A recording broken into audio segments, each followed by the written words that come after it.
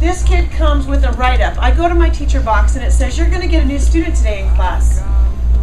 And it said, he's not going to be a kid that's necessarily safe. You need to just know that in 6th grade he took a pencil and stabbed another kid over and over with it. Holy. Teachers in the faculty lounge were complaining, saying, I don't want that kid. And I thought to myself, well, you know what? This kid probably just needs love, you know? So the thing is, though, my classes were close. We were tight. We all knew each other really well. And in comes this kid, and it's like, well, wait a minute. And they're looking at me like, Mrs. Erb, what are you going to do? And I'm thinking, oh, I'll just love him. He's just a teddy bear. It'll all be fine. Well, the problem was I didn't realize how hard this kid was. Do you get what I'm saying? See, obnoxious behavior is a cry for help, and he was crying for help, but sometimes it takes people a lot longer to soften up, yes? So no one fought back in my class, but this kid wouldn't even like look at me when I was talking to him. So he sits down, he's angry clearly, and I don't want to write him up the first day. It's a lot of paperwork besides, right? And I look at him and I say, hey Mark, you don't know me, but I'm on your side. I really care about you. I've struggled as a teenager. If you ever need to talk, I'm here. And he just wouldn't even give me eye contact. So I thought, I'm going to have to try something else. Maybe over time he'll trust me. So I start writing him little notes. Now, no teacher likes to put a gift on a desk of one individual and not all the others, but in my class, the kids weren't jealous because they're like thinking, this guy's scary, just feed the beast. We don't want a pencil in our bag, Mrs. Erb, so give him candies or whatever you want, feed them, you know? So they come into the class, and in Mark's desk, the only desk, there'd be a little note with a little gift, like a candy bar or something. And Mark was too cool to show me that he was going to read what I was writing him. So what he would do is he'd sit down in his desk, he'd lean back kind of all so cool, and I'd watch him. I kept my eye on him, you kidding? And then he would take his hand and slide the candy and the note back. He either put it in his pocket or slide it into his backpack. And I watched him and I knew, okay, I can communicate with him. He's going to read whatever I write. So I would write things like, I love you. I know you don't know me, Mark, but I love you. and you know, what's he going to say? He can't say anything back. He's going to read these letters later. And I'd say, hey, I was abused as a child. I struggled. My dad left. I was really hurt. Kids picked on me. If you ever need someone to talk to, I'd love to talk to you. And I just continued to try. Not only that, I would see him at school, walking the halls. And I'd walk the halls. He didn't have friends. You know, when you show up at a school new and you're like that, and you're that mean, you don't have friends.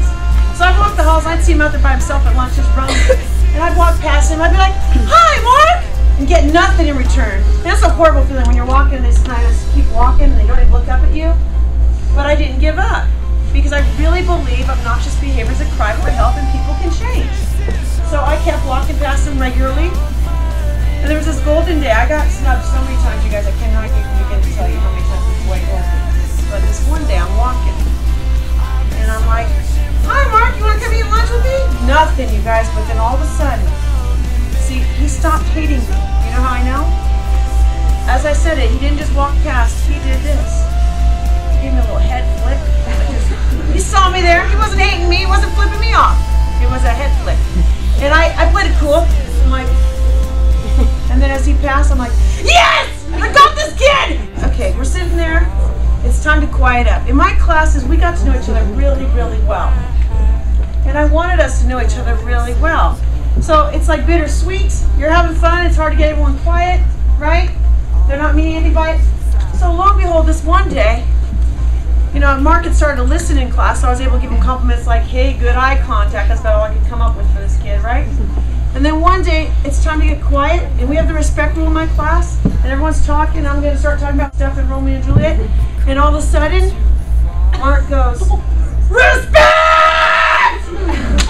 And he stood up in the desk, and he's big, you know, like 9th graders. I don't know what kind of growth hormones in your milk, you guys. All right.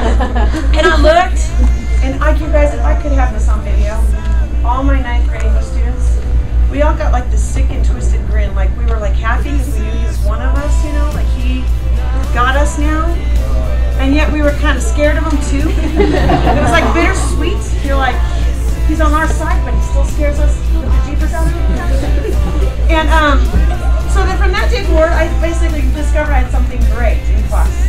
I had the power to shut up my class anytime I needed to, and that was Mark's official job now. When I want to quiet, I point at you, you scream respect, and they shut up because they don't want a pencil on their back. And it worked. He became part of us. But what's interesting is I teach languages of love in my classes, you guys. And I taught Mark, like, well, without knowing it, I started to discover how he loves. He wasn't going to be like, Mrs. Herb, I love you, give me a big hug. That never happened. But he did like to give gifts. One day I ran out of paper clips, and I didn't know. He noticed. He walks in my room, real abrupt. He's a big guy, you know, just throws down soap and walks away. And I look, and there's these fluorescent paper clips. And he started to give gifts. Well, this was the big grand finale day. I'm there early in the morning, working at my desk, and in comes Mark, all shady-like. He's got a backpack on, and he's like walking, looking over his back, creeping up to me, and it's early, and I'm scared now. You know, and I'm thinking, what's in the backpack, and why is he watching over his back? And I'm pregnant with my daughter, who's here. She's a sophomore at our school, Hannah. I'm pregnant, and he keeps creeping over. He's still watching over his back, and all of a sudden he throws the backpack down, and he zips over his backpack. Starts to reach in, and I'm like, what the? And all of a sudden he pulls out a pink knitted blanket. And he says, Mrs. Herb, I told my grandmother you're pregnant. This is for Hannah.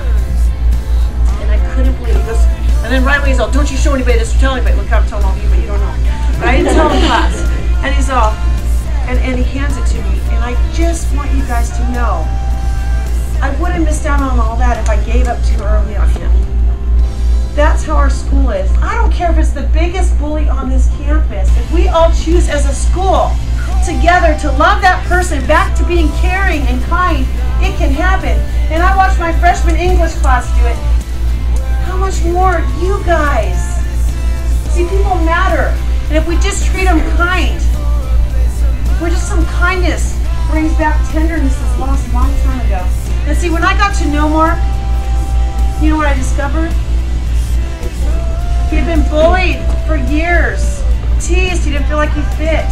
He looked different, he acted different, he felt different, and then it finally came to that point where it's either I hurt myself or I hurt someone else. So please think about how you guys use your power. And I won't go back. Yeah, this is home.